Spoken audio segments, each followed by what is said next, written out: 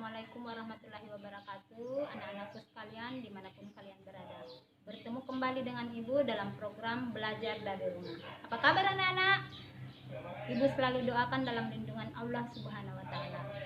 Untuk pembelajaran hari ini, silakan anak-anak menyimak pemajian materi pada video pembelajaran berikut. Semangat! Terima kasih Bu Arni Abdullah atas pembukaannya yang begitu menyemangati. Baik teman-teman, pada video kali ini saya yang akan menemani teman-teman untuk belajar matematika. Insya Allah pada pertemuan-pertemuan berikutnya nanti kita akan memperlihatkan wajah di video. Jadi untuk video kali ini cukup suara saya saja yang kedengaran. Dan mohon maaf saya tidak memanggil anak-anakku. Saya mau memanggil kalian dengan sapaan teman-teman supaya membuat kesannya kita menjadi lebih akrab gitu. Baik, untuk matematika di kelas 12 ini, jadi ini adalah matematika umum, bisa dipelajari untuk SMA, Madrasah Aliyah, SMK dan juga Madrasah Aliyah Kejuruan kelas 12. Ya. Bagian pertama, pembahasan yang akan kita akan bahas itu adalah tentang materi dimensi 3. Ya, dimensi 3 kompetensi dasarnya untuk pengetahuan yaitu mendeskripsikan jarak dalam bidang. Ya. Jadi jarak dalam ruang dalam hal ini dimaksud adalah antara titik ke garis dan titik ke bidang. Kemudian keterampilan yang diharapkan setelah kalian mempelajari materi ini, teman-teman sudah bisa menentukan jarak dalam ruang, apakah itu antar titik ke garis dan titik ke bidang. Jadi ada 3 sebenarnya kompetensi yang diharapkan, yaitu teman-teman bisa menentukan jarak antar titik ke garis dan titik ke bidang. Nah, tentunya sebelum membahas tentang bagaimana cara menentukan jarak, teman-teman harus memahami dulu definisi atau apa sih yang diartikan dengan titik, garis, dan bidang ini. Baik, Bapak Geometri Dunia yaitu Euclid mengungkapkan bahwa titik itu adalah ini titik itu 0 dimensi.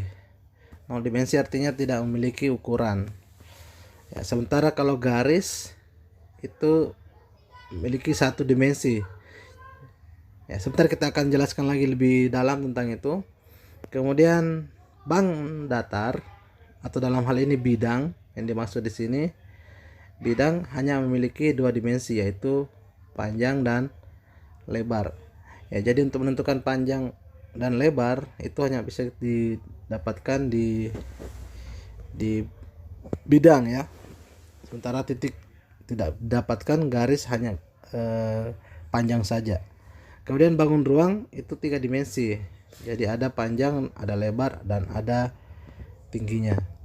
Jadi hanya itu saja 3 dimensi dan tidak ada bangun geometri yang 4 dimensi ya.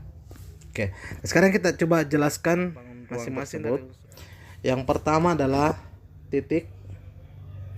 Ya, secara matematik definisi titik adalah suatu yang tidak mempunyai bagian sama sekali.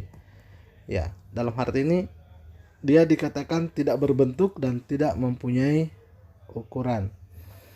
Jadi diperhatikan baik-baik. Jadi titik yang dimaksud di sini harus memenuhi paling tidak unsur-unsur. Yang pertama, dia tidak mempunyai ukuran, tidak memiliki panjang, lebar atau tebal. Nah, tapi dia bisa kita tahu bahwa dia memiliki tempat. Ya. Di setiap pandangan kita, kalau kita melihat pada satu titik fokus, maka itulah sebenarnya ada titik di sana. Ya. Tapi tentu kita tidak dapat melihatnya. Ya, jadi titik dalam hal ini bersifat abstrak. Jadi hanya ada dalam ide dan Tapi untuk menandai sebuah titik itu dah hanya dapat disimbolkan. Ya, jadi dalam matematika kadang titik itu disimbolkan dengan noktah ataupun misalnya tanda silang, dan biasanya titik itu diberi nama dengan menggunakan huruf kapital. Ya, jadi misalnya titik A, ya titik A, titik B, ya seperti itu. Oke teman-teman, tentang titik ya, seperti itu gambarannya. Kemudian yang selanjutnya yaitu garis. Nah, garis adalah himpunan dari titik-titik yang punya panjang tak terhingga. Tapi ingat, garis tidak memiliki lebar atau tebal. Jadi dia hanya mempunyai satu dimensi, satu ukuran, yaitu dari garis hanya bisa diukur panjangnya, ya. Nah, sekarang coba perhatikan gambar. Di sini ada gambar, ada 3 model gambar garis di sana. Jadi kita harus bisa membedakan ya. Jadi yang garis yang di atas itu yang disebut dengan garis AB. Sementara yang di tengah itu disebut dengan ruas garis AB. Coba dilihat perbedaannya. Sementara yang bagian ketiga atau paling bawah itu disebut dengan sinar garis. Jadi ada garis, ada ruas garis, dan ada sinar garis. Nah, sekarang kita coba jelaskan satu-satu. Ya, melalui 2 buah titik A dan B dapat digambarkan sebuah garis dan ditulis AB. Nah, karena sifatnya tidak terbatas dan tidak terhingga, maka gambar garis diberi panah pada kedua ujungnya. Ya, jadi garis AB itu ini menandakan bahwa garis AB ketika ada tanda panah di ujung dan di pangkalnya, ini menunjukkan dia tak terhingga, tidak terbatas ke kiri dan ke kanan, tidak terbatas. Jadi kalau garisnya vertikal, maka menunjukkan bahwa garisnya ini tidak terbatas ke atas dan ke bawah. Ya, begitu. Tidak mempunyai pangkal tentunya dan tidak mempunyai ujung karena panjangnya tak terhingga. Inilah yang disebut dengan garis AB, ya. Nah, kemudian ada istilah-istilah di sini. Ada yang disebut dengan titik-titik yang segaris atau biasa disebut dengan kolinear. Ya, jadi misalnya titik A dan titik B terletak dalam satu garis, maka titik A dan titik B disebut dengan titik kolinear. Oke. Kemudian 2 garis disebut sejajar jika keduanya tidak saling berpotongan atau berimpit. Ya. 2 garis disebut sejajar. Nah, ya kalau di kelas kalian ada ubin, coba perhatikan satu ubin di sana. Ya, ubin kan biasanya berbentuk persegi. Ya, berbentuk persegi. Coba perhatikan ubin yang ada di kaki kalian. Nah, antara garis yang di sebelah kiri dan yang di sebelah kanan inilah yang disebut dengan garis sejajar. Karena ketika ini diperpanjang ke bawah, diperpanjang juga ke atas, kedua-duanya diperpanjang. Nah, ini tidak akan pernah berpotongan. Nah, 2 garis inilah yang disebut dengan garis yang sejajar. Ya. Seperti itu. Oke. Nah, kemudian penjelasan berikutnya tentang ruas garis. Oke. Ini ruas garis. Kalau ruas garis, apa bedanya dengan garis tadi? Kalau ruas garis dia memiliki ujung dan pangkal. Jadi kalau kita gambarkan seperti ini, ya ini ujungnya, pangkalnya adalah A, ujungnya adalah B. Ya, ruas garis AB atau boleh juga ruas garis BA. Ya. Jadi ini mempunyai pangkal, mempunyai ujung. Nah, karena terbatas, maka ruas garis AB ini bisa diukur. Ya, bisa diukur panjangnya. Jadi ingat, dari garis itu hanya bisa diukur satu dimensi, yaitu panjang. Jadi tidak ada tebalnya. Meskipun ini kalau kita perlebar, nah itu kan ada tebalnya ya. Ya. Ada tebalnya kan kelihatan? ini ke sini kan ini tebal ini. Tapi karena yang kita bahas di sini adalah garis. Nah, karena kita bahas di sini garis, maka tebalnya berapapun itu tidak akan kita ukur. Tidak bisa diukur dari suatu garis karena garis hanya memiliki satu dimensi yaitu panjang ya. Bisa dipaham sampai di sini teman-teman? Nah, selanjutnya yang ketiga adalah sinar garis.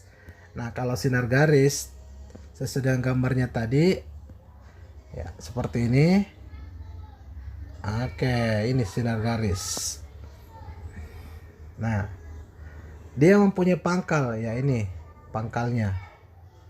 Ada pangkalnya, tapi dia tidak mempunyai ujung karena ujungnya tak terhingga. Nah, karena ujungnya tak terhingga di sana tidak mempunyai ujung, maka panjangnya juga dikatakan tidak terhingga. Oke. Jadi untuk garis ini teman-teman harus bisa membedakan tiga tadi ya.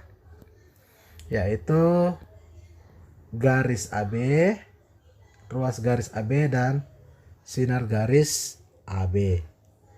Oke, sudah bisa dibedakan ya teman-teman. Nah, selanjutnya kita pindah ke bidang. Ya, titik, garis, kemudian bidang. Nah, bidang adalah permukaan rata yang meluas segala arah, tak terbatas, terus-menerus dalam semua arah dan tidak memiliki ketebalan. Oke, jadi bidang itu tidak memiliki ketebalan. Ya. Oke. Kita coba gambarkan bidang. Ya seperti ini. Ya. Bidang. Jadi dari sebuah bidang itu kita hanya bisa menghitung panjang dan lebar atau ada dua dimensi saja. Dimensi panjang ya, karena untuk membedakan yang panjang yang satunya ya tentu kita gunakan istilah lebar ya. Jadi hanya panjang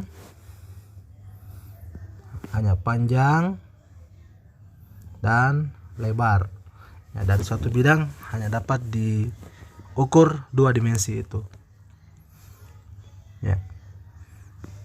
Tapi di bidang ada titik, di bidang ada garis juga ya, begitu. Nah, jadi penamaan bidang itu bisa kita menggunakan ya, ini penamaannya, penamaan bidang ya. Kalau bidangnya tak terhingga ya, kalau misalnya bidangnya tak terhingga, biasanya diberi nama dengan huruf Yunani, misalnya bidang alfa ya. Ini bukan sudut alfa ya, tapi penamaannya bidang alfa. Ya, ini menandakan bahwa bidang yang dimaksud itu dia tidak mempunyai batas ke kanan, ke kiri, ke atas, ke bawah, ini tidak terbatas. Ya, cuma untuk menggambarkannya kita tuliskan seperti ini. Nah, lain halnya kalau misalnya bidangnya itu terbatas. Ya, misalnya pada ini tadi, ini bisa kita beri nama bidang AB CD. Ya, jadi bidang ini dibatasi oleh titik-titik yang saling terkait. Ya, saling terkait oleh garis, sehingga ini disebut dengan bidang ABCD. Jadi penamaan bidang itu kalau dia tidak terbatas disebut seperti ini bidang alfa. Kalau dia terbatas maka penamaannya menggunakan titik-titik yang membatasinya. Selanjutnya, inilah kompetensi yang harus kita pelajari di semester ini, yaitu tentang jarak ya, jarak titik ke titik, titik ke garis, dan titik ke bidang.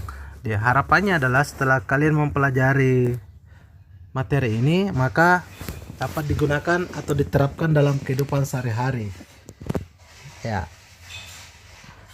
Rumus pembantu untuk membahas ini adalah menggunakan teorema Pythagoras. Oke, kita akan fokus dulu pada video kali ini tentang bagaimana menentukan atau yang mana sih yang dimaksud dengan jarak titik ke titik itu.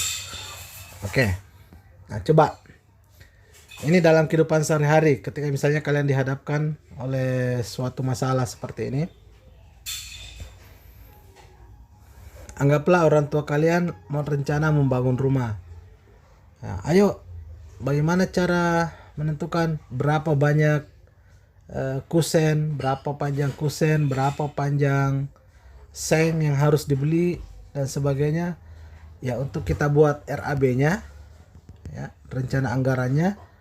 Ya, tentu kalian ketika ditanyai hal itu, ya tidak akan lagi kebingungan karena kalian sudah mendapatkan materinya hari ini, teorinya hari ini.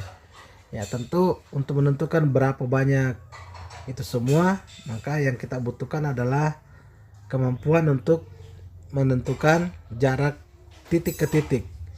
Ya, berapa panjang kuda-kuda ini dari sini ke sini, dari sini ke sini, ya tentu kita harus menghitung berapa panjangnya, berapa banyak balok yang dibutuhkan, ya buat berapa banyak kuda-kuda seperti ini, sehingga kita bisa menentukan berapa panjang balok yang harus kita siapkan, ya. Nah, oke. Demikian juga bentuk-bentuk bangun ruang yang seperti ini. Bagaimana cara menentukan jarak-jarak titik ke garis, titik ke titik, dan titik ke bidang dari kotak-kotak ini, ya bisa kita lakukan. Nah, sebagai contoh misalnya pada bangun kubus. Nah, coba diperhatikan kubus ABCD EFGH yang panjang rusuknya adalah 3 cm. Nah, ingat, kubus rusuknya itu, panjang rusuknya itu semua sama, ya. Dari A ke B, B ke C, C ke G, itu panjang rusuknya sama, ya. Oke. Nah, sekarang sehingga kalau diketahui panjang rusuknya adalah 3, maka AB ini 3, BC juga 3, ya, CG juga 3, tentu ini juga 3, semua panjang rusuknya adalah 3, ya. Nah, tentu dalam hal ini kita sudah bisa menentukan bahwa jarak dari titik A ini ke titik B, yaitu sepanjang 3 cm. Ya, tadi kita sudah ketahui bahwa AB itu panjang rusuk yang panjangnya 3 cm. Dengan demikian, ruas garis AB ini kita bisa ketahui jarak dari titik A ke titik B sama dengan 3 cm. Ya, seperti itu. Nah, sekarang coba perhatikan bangun yang kedua. Bagaimana cara menentukan jarak dari titik P ke titik Q? Jarak dari titik P ke titik Q. Ya, jarak titik P ini ke titik Q. Nah, coba kita lihat. Ada beberapa garis yang menghubungkan antara titik P dan Q. Yang pertama garis yang ini, ya, ini adalah garis yang pertama. Garis yang kedua dia ke sini lewati R, kemudian ke sini. Kemudian garis yang ketiga yang putus-putus ini, garis yang keempat yang seperti ini. Nah, jadi keempat garis itu menghubungkan titik P dengan titik Q. Tapi kalau kita menanyakan tentang jarak dari titik P ke titik Q, maka salah satu dari keempat garis itu yang dapat kita ambil sebagai garis yang menunjukkan jarak antara titik P dengan titik Q. Nah, bagaimana caranya?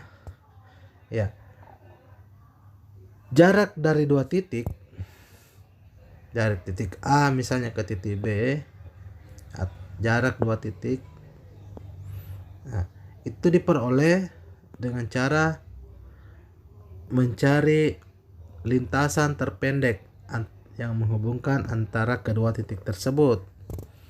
Ya, adalah lintasan terpendek yang menghubungkan kedua titik tersebut.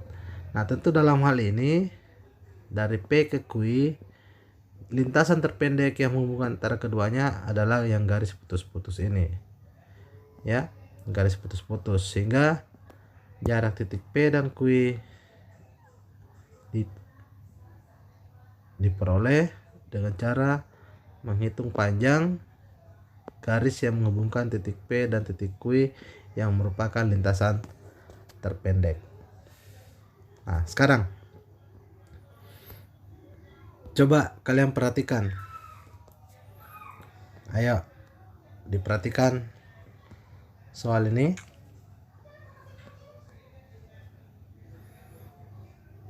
Misalnya gambar atau bangun 1-2 ini menunjukkan gambar kota dan jalan yang menghubungkannya. Nah, sekarang seorang temanmu, anggaplah namanya Nashita, berencana menuju kota C. Dia berangkat dari kota A. Nah, tentukan rute perjalanan yang mungkin ditempuh oleh Nashita. Rute perjalanan yang mungkin ditempuh oleh Nashita. Oke, sekarang kita lihat kajiannya. Nashita dari A ke C itu boleh berangkat menuju ke D dulu, kemudian dari D ke C. Ya, ini alternatif yang pertama. Kemudian dari A dia bisa ke B, ya, baru langsung ke C. Masih ada alternatif yang lain? Ya, masih ada. Dari A dia ke D, ke B lagi, ke B, barulah ke dia ke C. Demikian juga dari A ke B, baru ke D, baru ke C, ya. Kemudian ada dari A langsung ke C.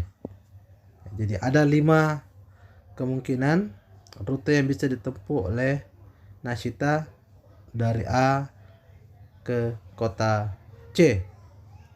Nah, sekarang pertanyaannya, rute manakah yang terpendek? Rute manakah yang terpendek? Nah, coba dilihat. Ini berapa? ADC 20-23, berarti ini 43 km. ABC 16-18, berarti sama dengan 34 km. ADB, ABDC ini kedua-duanya sama jaraknya, ya.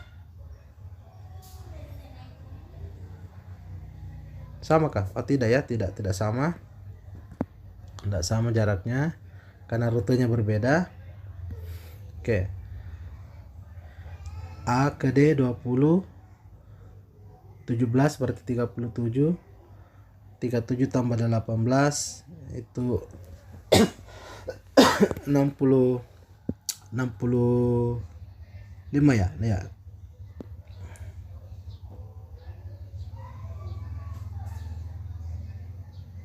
Ya, 55 ya, 55 km. Kemudian dari A ke B 16, terus B ke D 17, sudah 33, ditambah lagi dengan 23 berarti ada 56 km. Sementara A ke C sama dengan 27 km. Nah, jadi berapa jarak kota A ke dan C? Ya, tentu yang terpendek adalah rute yang langsung, ya. Nih, atau panjang ruas garis yang menghubungkan antara A dan C. Seperti itu, ya. Oh, ini ada tabelnya. Ya, jadi bisa kalian tulis di sini ada 5 kemungkinan tadi rute yang dari A ke kota C. Oke. Nah, selanjutnya perhatikan lagi masalah 1-2. Jika G1 dan G2 adalah bangun-bangun geometri, ya, yang manakah yang menentu, yang merupakan jarak terpendek dari kedua bangun tersebut? Ya,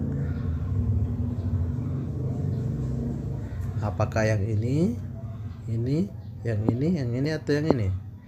Ada 5 garis di sana. Ya, ternyata panjang ruas garis AB lah yang disebut dengan jarak antar bangun. Ya, ini ya. Jadi ruas garis AB lah yang menunjukkan panjang atau jarak dari bangun G1 dan G2. Oke. Nah, tentunya dalam hal ini setelah kalian perhatikan tadi, kalian sudah bisa menentukan pengertian jarak antara dua titik. Ya, apa tadi? Ya, harus merupakan lintasan terpendek ya, teman-teman. Itu lintasan terpendek yang menghubungkan kedua titik. Oke. Ya, inilah yang disebut dengan pengertian jarak. Ya, panjang ya, panjang lintasan terpendek yang menghubungkan kedua titik. Oke. Nah, selanjutnya. Nah, untuk lebih memahami jarak antar titik, coba teman-teman bisa mengisi tabel berikut berdasarkan pemahaman yang tadi sudah kalian dapatkan pada pembahasan sebelumnya. Nah, pada bangun ruang yang pertama, di sini ada kubus. Pertanyaan pertamanya adalah manakah yang merupakan jarak antara titik F dan G? Titik F dan titik G. Oke. Jarak adalah lintasan terpendek. Maka titik F dan G ini jaraknya ditentukan oleh panjang ruas garis FG. Nah, jadi di sini yang menunjukkan jarak titik F dan G ya panjang ruas garis FG. Oke. Kemudian titik D dan B. Titik B dan D. Ingat titik B dan D ya bukan seperti ini ya. Bukan. Atau ke sini bukan. Ya, bukan seperti itu.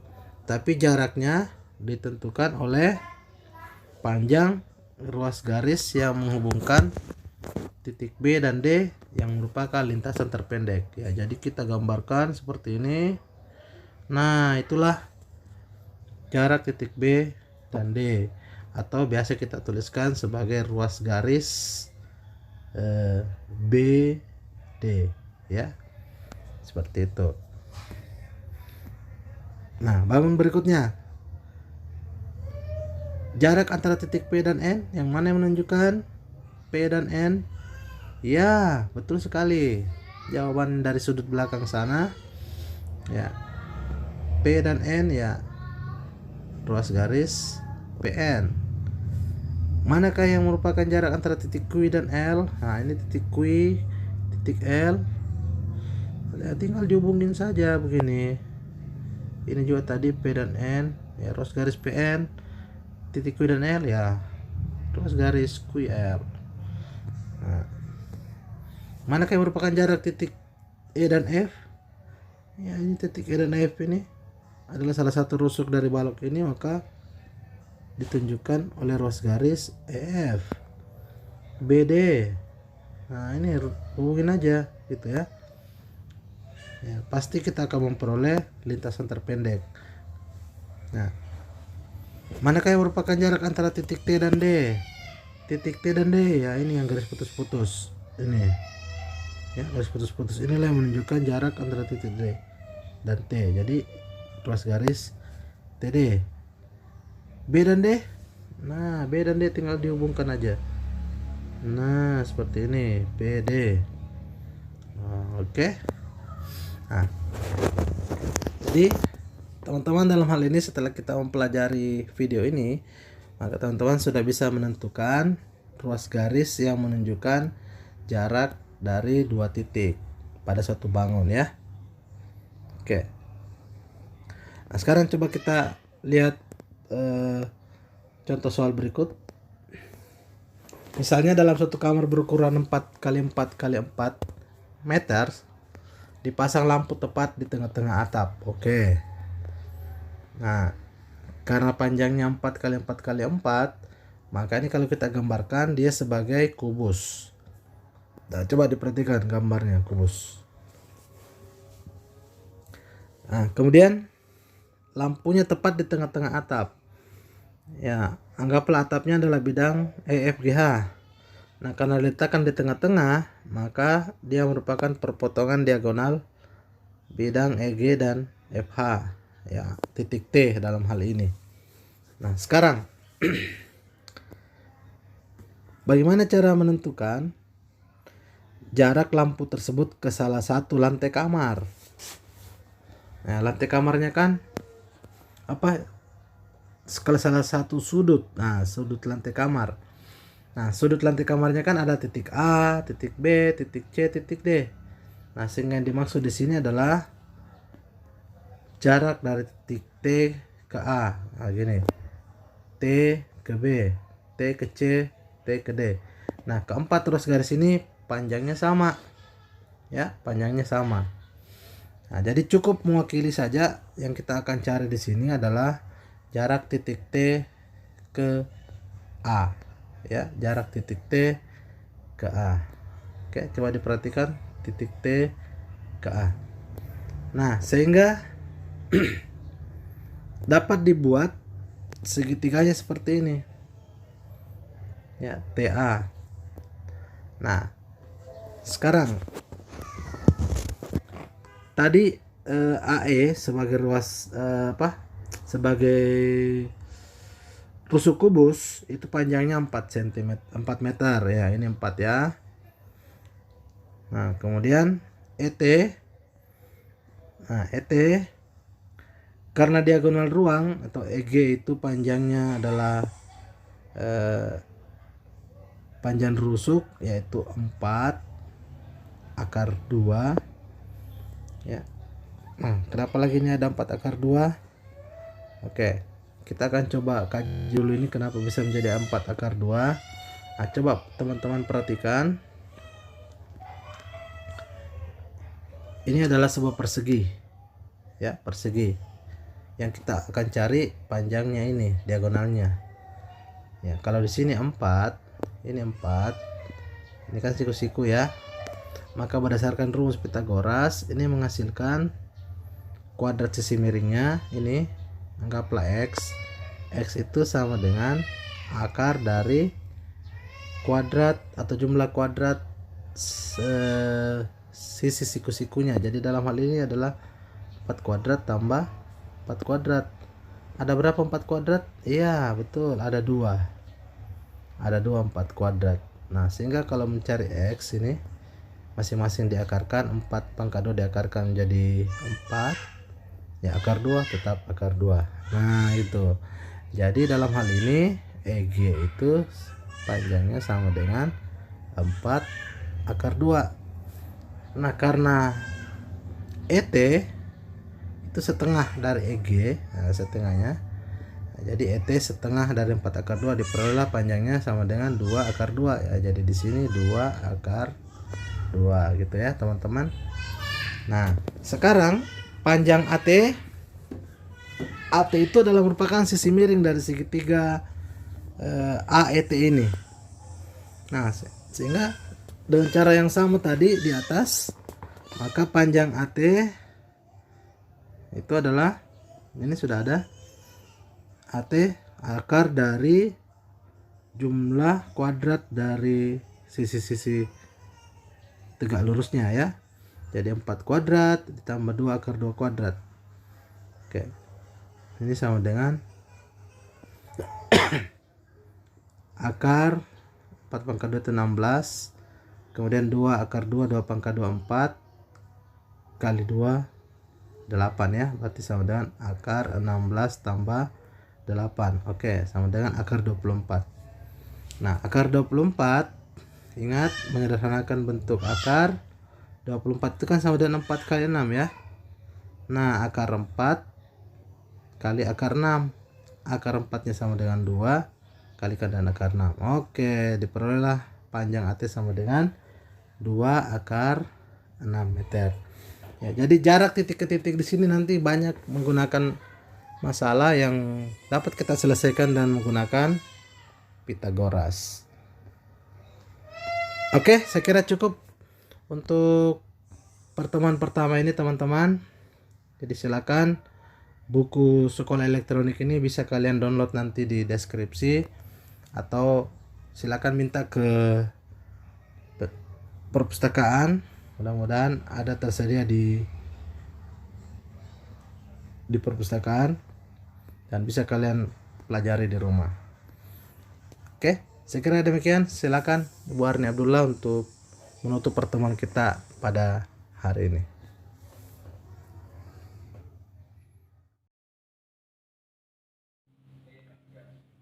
Demikianlah tadi pemaparan materi dari video pembelajaran yang kalian nonton. Semoga bermanfaat. Alhamdulillah. Kita akan berjumpa pada pertemuan berikutnya. Assalamualaikum warahmatullahi wabarakatuh.